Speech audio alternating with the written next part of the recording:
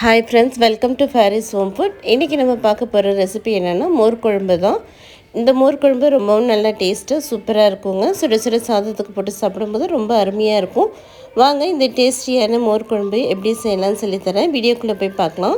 வீடியோக்குள்ளே போய் பார்க்குறதுக்கு முன்னாடி நம்மளோட சேனலில் சப்ஸ்கிரைப் பண்ணாதவங்க சப்ஸ்கிரைப் பண்ணிக்கோங்க. தேங்க்யூ.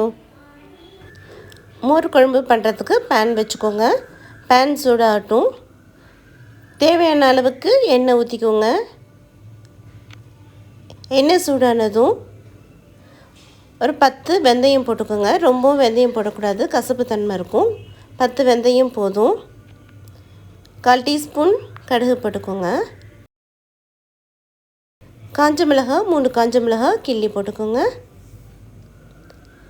2 பச்சை மிளகாய் கீரி போட்டுக்கோங்க. ஒரு கொத்து கருவேப்பிலையை ஃப்ரெஷ்ஷாக போட்டுக்கோங்க.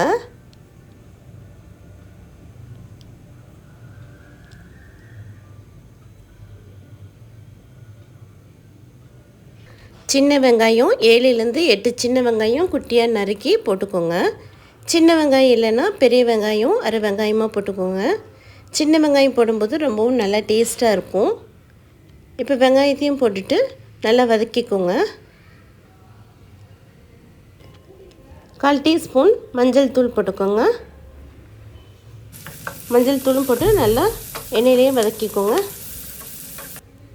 பழுத்த தக்காளியாக ஒரு தக்காளி சின்னதாக போட்டுக்கோங்க. மோர் குழம்புக்கு ரொம்பவும் தக்காளி போடக்கூடாது, அதனால் சின்னதாக ஒரு தக்காளி போட்டு நல்லா வதக்கிக்கோங்க. அரை டீஸ்பூன் வெறும் மிளகாய்த்தூள் போட்டுக்கோங்க. ரொம்ப மிளகாய்த்தூள் போடாதீங்க. போட்டுட்டு நல்லா மிக்ஸ் பண்ணி விட்டுக்கோங்க. அரை கிளாஸ் தண்ணி ஊற்றிக்கோங்க. மசாலா வாசனை போகிறதுக்காக தான் தண்ணி ஊற்றிருக்கோம். நல்லா மிக்ஸ் பண்ணி விட்டுக்கோங்க. ஒரு 2 நிமிஷம் மூடி போட்டு விட்டுடலாம். 2 மினிட்ஸ் மசாலா கொதிக்கிறதுக்குள்ளே நம்ம தயிரை நல்லா விஸ்கு வச்சு நல்லா அடிச்சுக்கோங்க. உங்கள்கிட்ட விஸ்கு இல்லைன்னா நீங்கள் கரண்டியில் கூட அடிச்சுக்கலாம். நல்லா அடிச்சுக்கோங்க.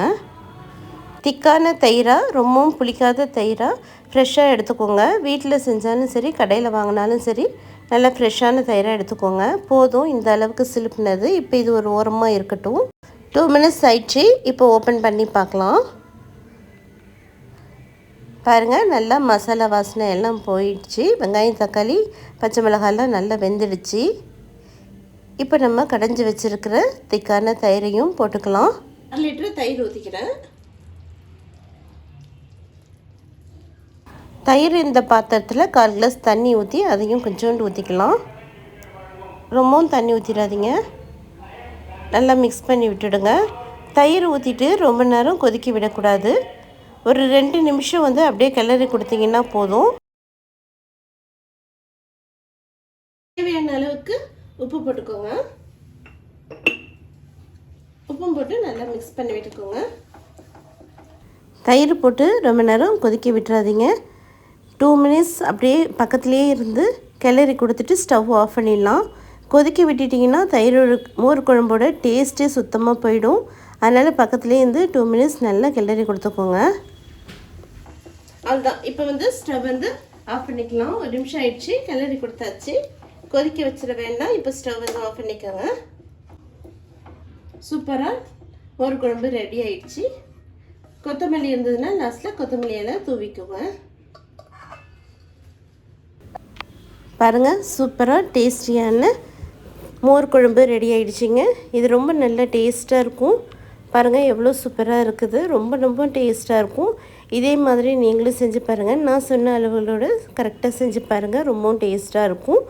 இந்த வீடியோ பிடிச்சிருந்ததுன்னா லைக் பண்ணுங்கள், ஷேர் பண்ணுங்கள், சப்ஸ்கிரைப் பண்ணுங்கள். தேங்க்யூ ஃபார் வாட்சிங். பாய்.